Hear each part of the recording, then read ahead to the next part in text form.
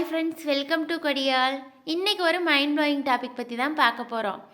நம்ம பூமியில் நிம்மதியாக நடந்துக்கிட்டு இருக்கோம். ஆனால் நம்ம கால்களுக்கு கீழே இருக்கிற பூமியில் வெறும் நெருப்பு குழம்பும் பாறையும் மட்டும்தான் இருக்கா, இல்லை ஒரு பெரிய ரகசிய உலகம் ஒழிஞ்சிக்கிட்டு இருக்கா? நம்மளை மாதிரியே இல்லைனா நம்மளை விட அட்வான்ஸான ஒரு சமூகம் அங்கே வாழ்ந்துக்கிட்டு இருக்காங்கன்னு சொன்னால் நீங்கள் நம்புவீங்களா? இது ஏதோ ஹாலிவுட் படக்கதையெல்லாம் இல்லை.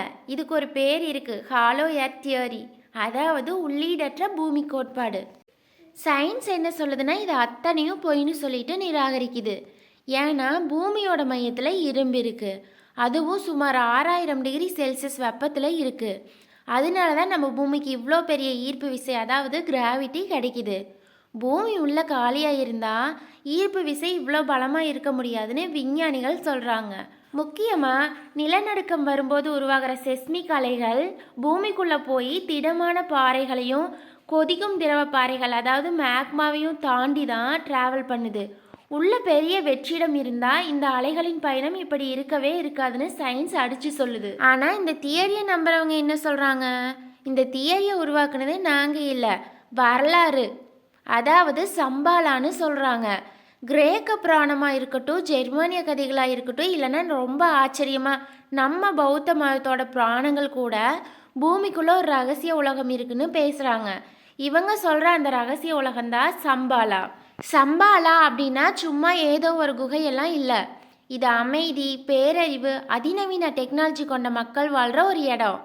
இவங்க எல்லாரும் பூமியோட சலசலப்புக்கு அப்பாற்பட்டு உள்ள ரகசியமாக வாழ்கிறாங்கன்னு ஒரு வலுவான நம்பிக்கை இருக்குது. இதை சும்மா கதையாக தள்ளிவிடவும் முடியாது.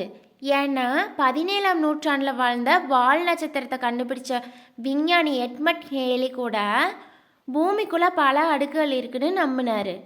ஆனால் இந்த நம்பிக்கைக்கு ரொம்ப வலு சேர்த்தது யாருன்னா அமெரிக்க கடற்படையை சேர்ந்த அட்மிரல் ரிச்சர்ட் ஃபர்ட்.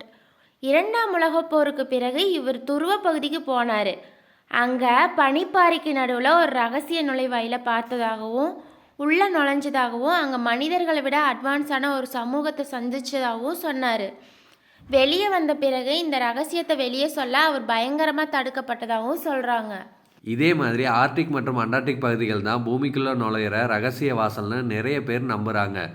சில பழைய வரைபடங்கள் கூட இந்த பகுதிகளில் ஏன் துளைகளை காட்டுது, செயற்கைக்கோளில் இந்த பகுதியை பார்த்தா ஏன் சில நேரங்களில் அது மறைக்கப்படுதுன்னு கேள்வி கேட்குறாங்க.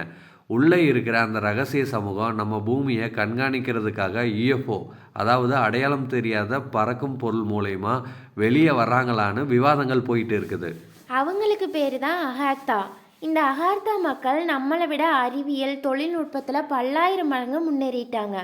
அதனால தான் நம்ம உலகத்தோட பிரச்சனைகளில் அவங்க தலையிடாமல் உள்ள அமைதியாக வாழ்கிறாங்கன்னு தியரி சொல்லுது.